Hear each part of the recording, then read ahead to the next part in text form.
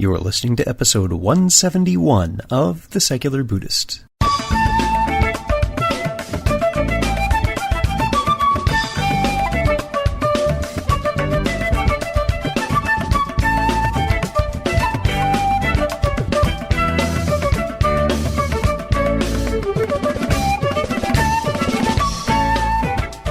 Welcome to The Secular Buddhist. I'm Ted Meissner. The Secular Buddhist is the official podcast of the Secular Buddhist Association, a grassroots-driven effort to answer the needs of secular teaching and practice for contemporary society. The podcast has interviews and roundtable discussions pertaining to engaged Buddhist training and practice, and the SBA website has show notes for each episode along with resource materials. Though the podcast focuses on core practice from a secular viewpoint, more traditional teachings are welcome and openly discussed. Zen teacher and artist Anita Feng joins us to speak about Raku poetry in contemporary Buddhist art.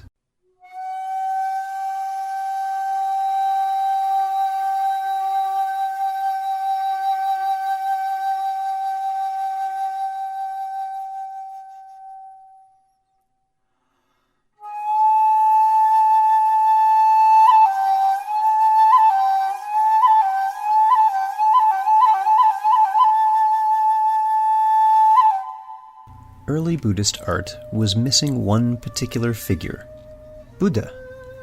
That changed over time, as Buddhism reached new shores and cultures, as the teaching itself has found new forms of expression. We see a growth of artistic expression, not just practice techniques, as Buddhism encounters contemporary Western influences, still finding ways to inspire us. Anita Feng has practiced Zen in the lineage of Zen Master Song San since 1976. In the late 70s, she lived and studied intensively with Zen Master Song San at the Providence Zen Center. Since the 90s, she has studied under the guidance of Zen Master Zibong, receiving Inca in 2008. Anita works as a ceramic artist, making Raku Buddhas. She lives with her family in Seattle, Washington. I'd also like to extend special thanks to our friend Rodrigo Rodriguez, who has generously allowed us to feature sound clips from his new release, The Road to Hasakura Tsunenaga, music for the shakuhachi flute, appearing for the first time on this podcast with a clip from the piece Kogarashi. So, sit back, relax, and have a nice cherry Coke. And our guest today is Anita Feng. Anita, thank you very much for being here. Well, thank you for having me. I'm eager to have this conversation because we don't do many episodes on the progress and the trajectory of art and how Buddhist influences impacted and are impacted by it. So before we go into that, why don't you tell us a little bit about the background of the different threads in your life that relate to this? Sure. It's been a lifelong fascination for me about the iconography, the artistry of Buddhism, and in part because I grew up in a family of artists, and I've always been surrounded by the enormous impact of just a sketch by Kathy Kollowitz. Some art from all around the world that my parents collected. So that gave me an orientation from when I was a young child. I think that growing up as I did in the formative years in the 60s, I was a part of a whole generation that wanted to reinvent the present tense, and there was, of course, the fascination with all things Eastern, and I always admired the just before I even encountered Buddhism, and then in particular, I just adored the artistic sensibility of the East. That with a few strokes of a brush, there could be so much feeling, so much expressed. And I love the perspective that you would find in an old Chinese scrolled painting of the human being some fairly small, tiny figure in the lower right-hand corner, and then these majestic, colorful, poetic mountains that take up the rest of the canvas. And all of these things had a huge impact on me. Let's see, when I was a young adult in my 20s, pretty much about the same time that I discovered Zen, through, by the way, reading Suzuki Roshi's Zen Mind, Beginner's Mind book, about that same time I discovered clay. And I had read about, I don't know if any of the listeners have heard of this book that was quite famous in the 60s called Centering. It was quite an influential book of the time, and so it talks about the act of pottery, of centering a pot on a wheel, and making references to these fantastic Zen stories that it just was so inspiring to me. So in my personality from then, from that time, actually forevermore, I've always been fairly impulsive, and I just simply decided that's it. I took my meager savings after taking one 6-week class in Introduction to Throwing on the wheel. I sold everything that I had. I went to live in the backwoods of Maine and set up a studio and became a potter. So this, in a lot of ways, was my earliest training in meditation, was in working with clay, really, and then learning literally how to center the clay, because obviously if I'm fidgety and tense, then that translates to the object that I'm making. So I had to, without realizing, I had to learn how to breathe, how to be relaxed and pay attention, all of this while learning to understand clay. Now tell us about Raku itself and what the techniques are. What makes that a characteristically unique kind of art and pottery? Oh, it's so special. First of all, it's the word Raku is Japanese, and it comes from, some people say the word itself means to be at ease, but it also is the family name of a family of people who carried on the tradition of this Raku style of pottery. However, historically, just to dip into that angle a little bit, the Koreans, it's said that the Koreans really first discovered it, and maybe with a similar kind of impatience that I've always had. Maybe that's why I'm so fond of the Korean style. But they had a rush order apparently, and this was, I forget the dates, but many, many hundreds of years ago. And so rather than doing the usual form of firing where you put your pots in a kiln and it takes days to fire and then you have to allow for several more days for it to cool off, they simply didn't have time to wait. So they open up the kiln when it's red hot and the glazes are molten, hot, orangey, glowy red.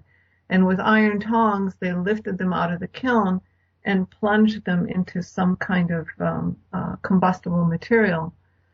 And then by accident, apparently at first, there was some very interesting result, which is that the colors were extraordinarily vibrant and shimmering.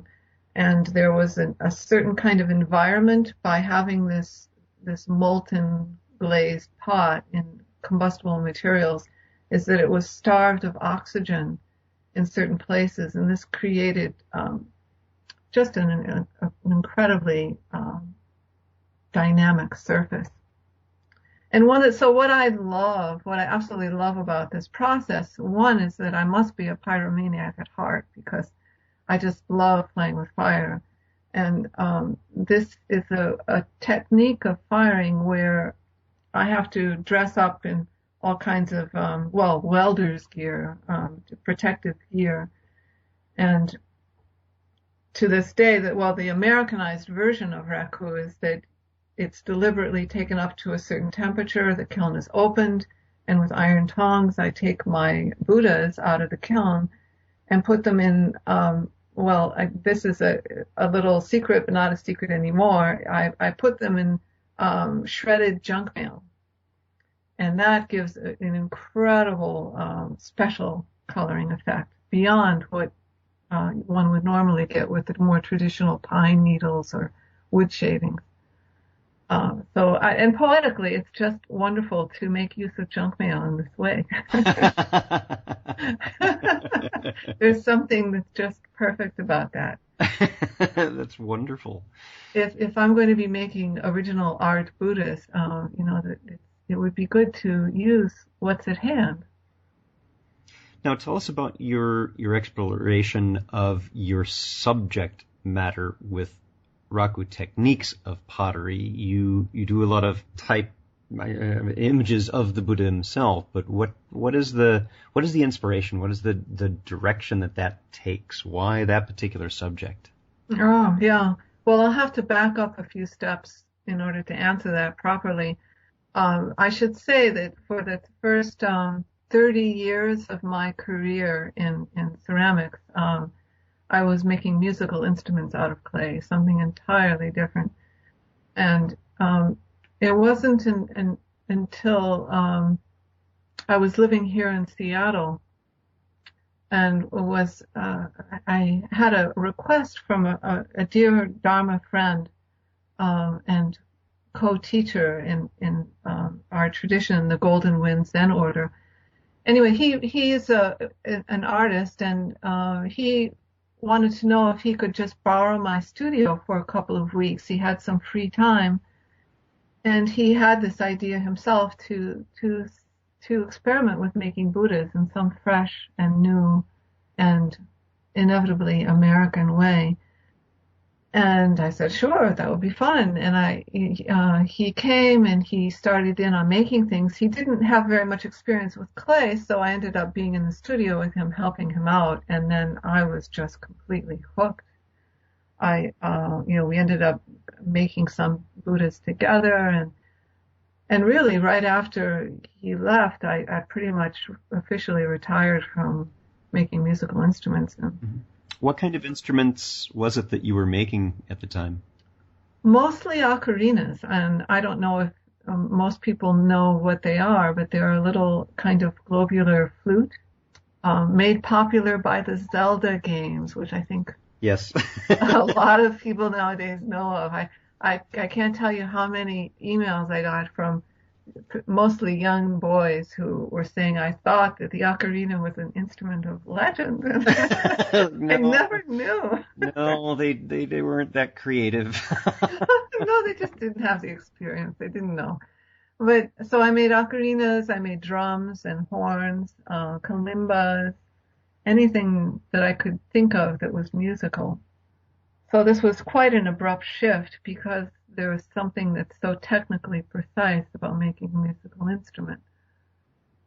What really inspired me to make Buddhas, first by watching my friend taking a stab at it, and then by my own explorations, was to look at so many of the dearly held assumptions, preconceived ideas that we have, whether we realize it or not, about what a Buddha looks like.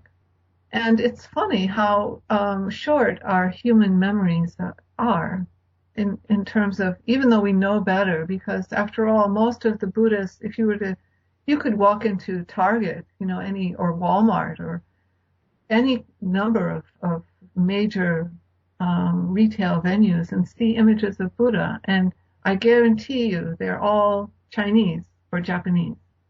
right? Or some kind of, some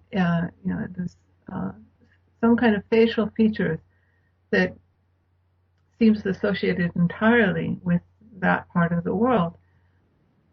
And in doing a little homework and a little research into what were the first images of Buddha, I mean, I am a little bit embarrassed to say that I didn't even realize that according to my research, in the writings about Buddha, the historical Buddha, he instructed his followers to not make any images of him.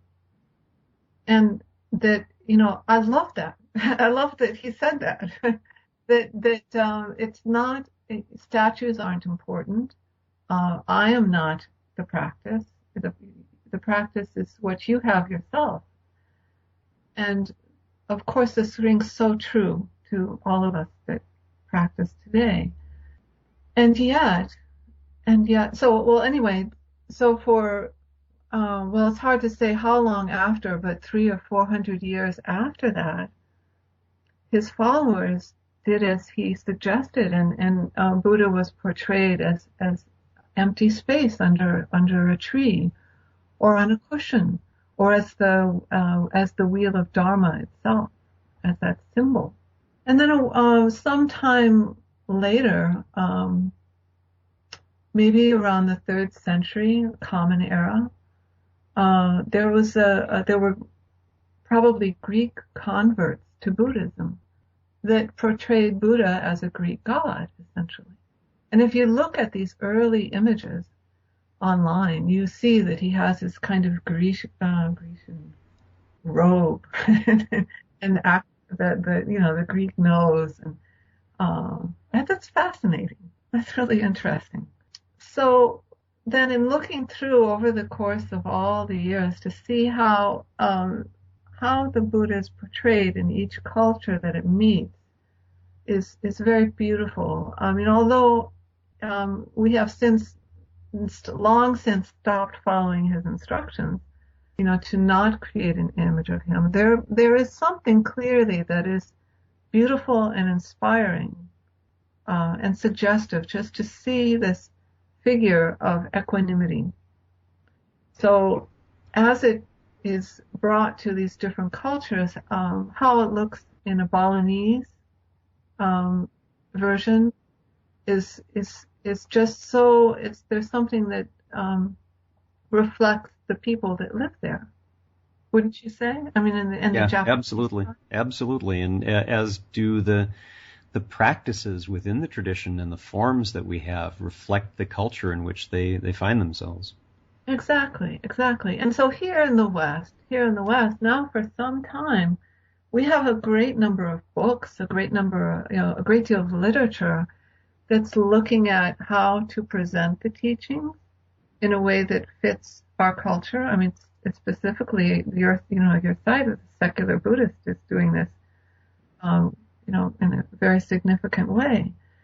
And yet there seems to be a little bit of a lag in my view of things in terms of the artistry, both 2D and 3D art. And that's kind of interesting. I'm not sure why that is. I've found that there is some, maybe a little bit of discomfort among some people about, is it authentic or not in some way? Right. Yeah, there is. You're absolutely right. I think there's a great concern in our culture that there is, on the one hand, a respect for tradition. As human beings, we like, in many ways, the comfort of routine, and ritual gives us that, and it can help inspire us. And there is beauty to many of the ritualistic artifacts of our traditions. At the same time, and I think particularly in the West, we're a very individualistic culture, as a friend recently put it, perhaps the most individualistic culture that has ever been on this planet. And so we want to take that that leap into having this be our own, but we're very concerned with not breaking it because we've seen tremendous value in it, but we don't want to ruin it in that creative shaping to have it fit and yet still be the same thing that we find a value. Right, yeah. So it's been an interesting exercise to explore that dilemma in clay. So recently, I sat a retreat with Steve Hagen, and was delighted to meet him and to meet his sangha and to meet his rock Buddha. Oh, you came here to Minneapolis? I did. Oh yes, well we had Steve on the podcast, and we even talked about the rock a bit during that episode. So it's always in some ways I suspect it's a self-correcting development, in that when we start to take things as being too precious and too valuable, it's time then again to let go and reimagine, recreate. So when I first started practicing Zen back in the 70s with Zen Master Seung San in Providence, Rhode Island. And on first walking into the Dharma room, there's this huge, magnificently gold Buddha, somewhat, to my taste, a little bit garish. And I think to a lot of people coming from Western culture, it was a bit over the top. This is just my opinion, my karmic inherited opinion, or just say it's just my opinion.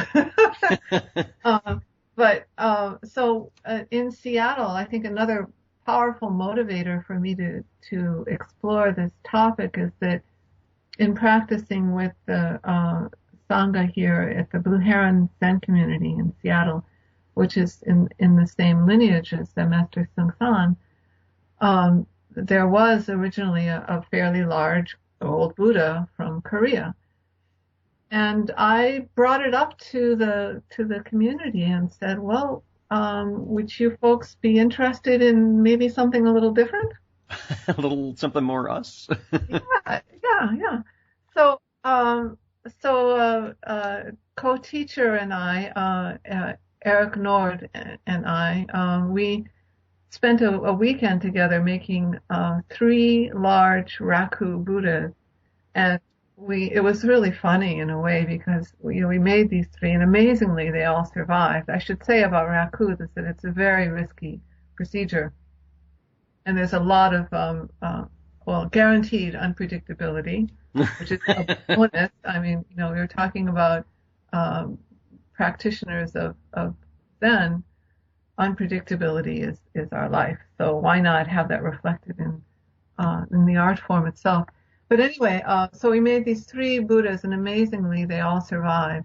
So we brought all 3, strapped them into their seat belts, and drove them over there, and set them up on a long table, and had a voting box. Well, which of these 3 Buddhas wins? Wow, voting for a winning Buddha. Yeah. It was funny. That's wonderful. Yeah, it was wonderful. And in the end, 3 sanghas got the Buddha, and no Buddha got left out entirely. No Buddha left unturned. Oh, that's good. You never want to be the last Buddha who's picked for the game for this team. Yeah. Oh, that's a wonderful story. Yeah. So we installed the new Raku Buddha. Now, I noticed that the art that you have on your site, and that's for folks who are listening, and I'll repeat this at the end, golden-wind.com. And you can see a number of the pieces there and get to the Etsy storefront and see some of the work that you have there. There are not. It's not just Buddha, you also have things that are not just the traditional sitting Buddha like we're used to. You have a great many studies in faces and portraits of other characters and Buddha and regular people in other situations. You have beautiful crashing wave Buddha. And so tsunami Buddha. Tsunami Buddha. So you have some exploration. Tell us a little bit about that. I'm imagining that, especially compared to the necessary precision that you talked about with creating instruments to produce the correct sound and all that, that you maybe have a bit more creative freedom in the art, and it seems to be reflected in the pieces that you're doing. Can you tell a little bit about that? Oh yes, definitely. And I'm just relishing that freedom so much. First thing to say is that in my view, every single one is an image of a Buddha. And it really, I started out, I should say, again, backing up a little bit, that when I began making Buddhas, I had absolutely no training in sculpture technique, in doing figurative sculpture, I should say. So I did take some classes and did a lot of studying to learn the technique. But for a period of time, I was using molds of that I had made from a more traditional Eastern style Buddha, and I would incorporate these creatively in some kind of original figure of a Buddha, and so I still do that to some extent. But what I found myself asking, at first I was asking myself, what does Buddha look like? And then I was exploring really this word, Buddha. What does that mean? That it's understood variously as the awakened one, or as a verb, to awaken. So then it can be easily shifted, the question, to what does awakenedness look like? Or what does equanimity look like? Some time ago, a few years ago, I got a request to make a weeping Buddha. I had never heard of a weeping Buddha. I mean, in any kind of traditional sense. Have you? Not a weeping Buddha, no. So that was interesting, and so I did some research to find out about that. And apparently there are some images that one can find, and I don't know the storyline that's associated with them, but that intrigued me and struck me as being so poignant and true that it raised yet another question. Can one reflect the image of equanimity in the midst of pain and sorrow, in the midst of tsunami, or as it's reflected in some Zen stories, in the midst of fire? So to physically represent that was a very interesting project, because I think we're from my role as a teacher of Zen, I find myself over and over again talking about what assumptions we have about what equanimity really is. Does that mean that we're going around with some kind of blissed out face on it all the time? I don't think so. In what kind of context can this be represented? I mean, ultimately, it can be in any kind of faith, in any kind of circumstance. There can be this overriding feel of equanimity and grace. So that to that extent, all the figures are representing Buddha mind. They are, and they're doing it in wonderfully different ways. I'm taking a look right now at the Kuan Yin young woman sculpture. And the face, the casting of that expression and the head held high bespeaks to me a tone of bravery, of that active and passionate engagement that we, in some traditional iconography or images of Kuan Yin, we don't see that strength, that energetic spine that I see in this sculpture in particular.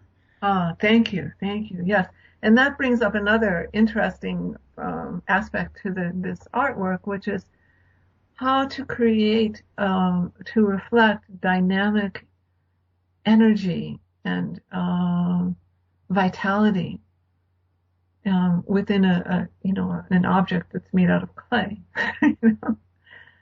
So sometimes, again, to take this image of stillness or equanimity within the context of change, shall we say?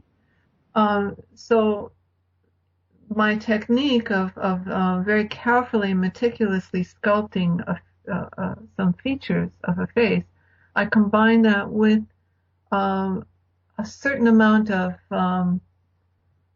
just raw spontaneity, particularly in the robes or some aspects of the body. Yeah, and you have that particular statue I was referring to contrasts, I think, quite beautifully, and I should say rather not contrasts, but complements quite beautifully the Kuan Yin sculpture bust, which is a different one, and this is a more Asian cast, smiling Kuan Yin with some different colors, and I'm imagining that's paint that gives an impression of fracturedness. That's the Raku fire. That it's not paint. As potters or ceramic artists, we would call that a glaze. But I have very little control over it. And so the way that part comes out is fascinating.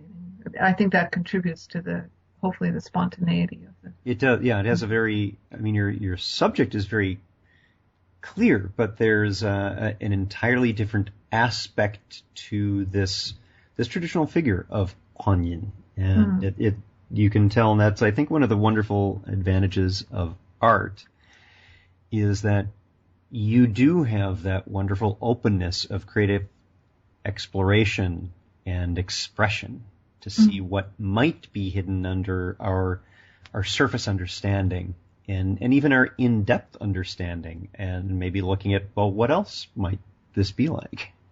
Yeah. Well, then we get into the creativity of the practice itself, whether it's working with clay or sitting on a cushion.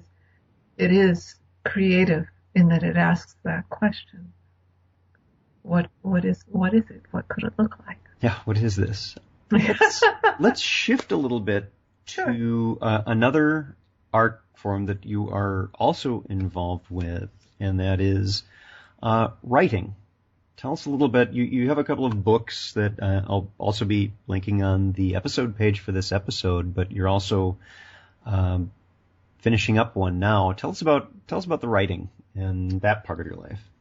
Sure. My degrees are in writing and literature, and it's just another aspect of my life from the very earliest days. I had decided in elementary school that I was going to grow up and be a poet, and stubbornly insisted on that ever since. But so the first two books that I wrote, they're not specifically about Buddhism or Zen, but they are informed by it entirely. And I should warn the listeners that they are poetry. Because it's not everybody's cup of tea. But this third book that I'm working on now is not poetry, really. maybe a little bit. But it's retelling the life of Buddha in both the ancient and contemporary terms. So it's one of the reasons, again, much like the sculpture work, I'm asking similar question here is, what does this mean, the life of Buddha? What does it look like in our time? And one of the images that first popped up in my mind is a typical teenager growing up in a gated community, for example, in a suburb of Boston. And so that was that was very interesting, and I thought that also I could inquire as to I could offer up a little bit more than the original stories do of what all the women were doing Yep. in Siddhartha's life. So in this new story, they actually have a voice, and they offer the teachings, essentially, that as we know from our own experience, inevitably, it takes a lifetime to absorb the teachings that our parents have given us, wouldn't you say? Mm-hmm. Yes, absolutely. Maybe several.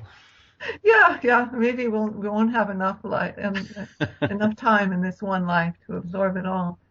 So, so much of what I imagine the Buddha's teachings were already around him, even in his sheltered environment. And it just takes some significant exploration and practice, and nothing of growing up to simply understand.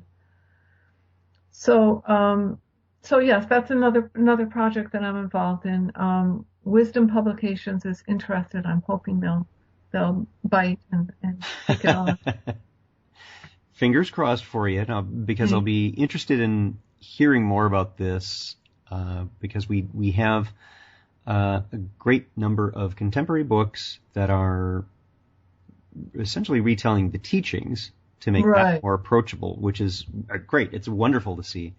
And we have a number, and an increasing number, I would say, of Buddhist-inspired fiction, and those are appearing as series, and so we're seeing more of those as well. And so the themes that we're very familiar with are being applied in that particular kind of literary art. Mm-hmm. But I'd be very interested in seeing this interpretation as a contemporary story, rather than a fictional retelling of that historical period. So right. Fingers and crossed. Again, thanks. Well, again, it's interesting to me, and why is it that because, as you say, there have been so many books written,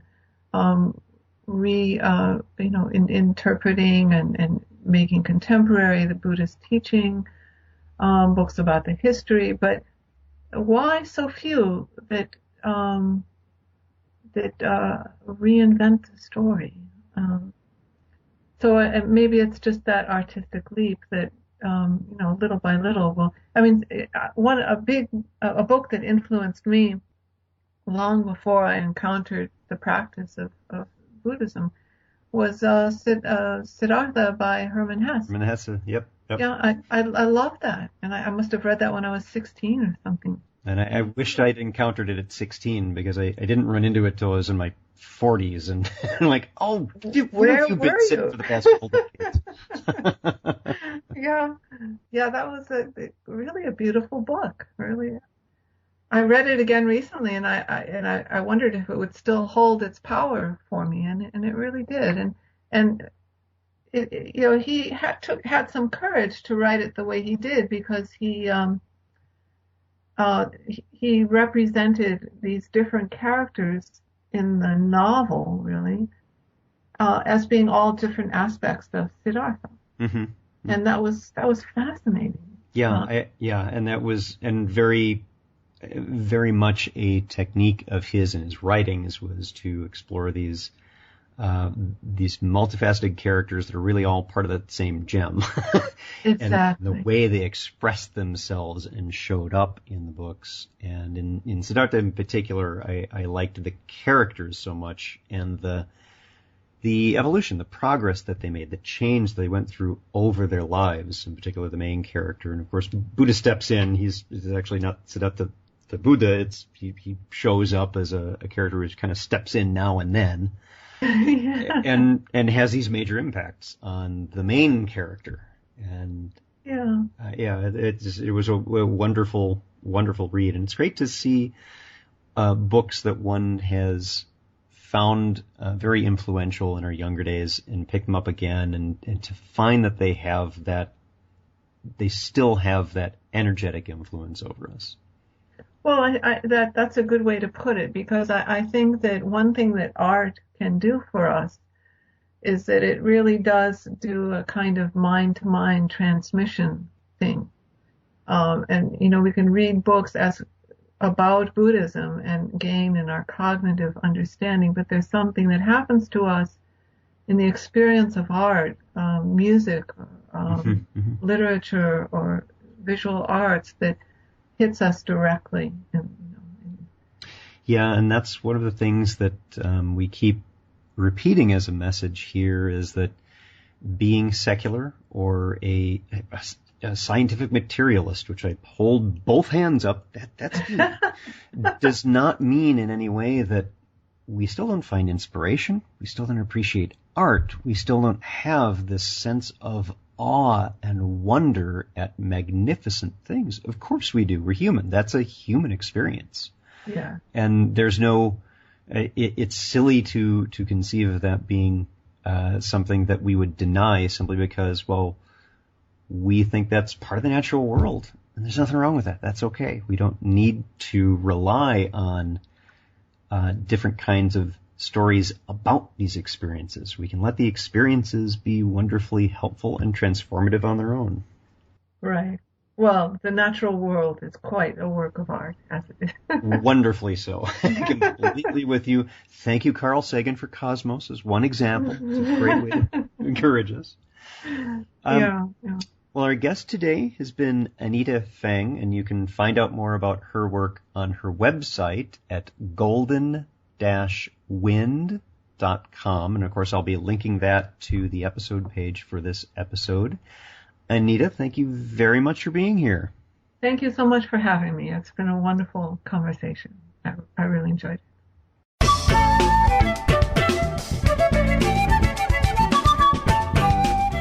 Thanks for listening. If you'd like to learn more about something you've heard in today's podcast, please come visit the SBA website at secularbuddhism.org, and you'll find an entire webpage devoted to this and every episode. Discussion about this episode can be found on the episode page itself, along with show notes. The music for The Secular Buddhist is used by permission from John Kaizan Neptune's CD, Steps in Time. Additional music is provided courtesy of Monty Levinson of Taihei Shakuhachi and Rodrigo Rodriguez. Their websites are also linked on the SBA site on the About Podcast Music page. Until next time, remember, every moment you have a choice. Make it the best you can. See you next time on The Secular Buddhist.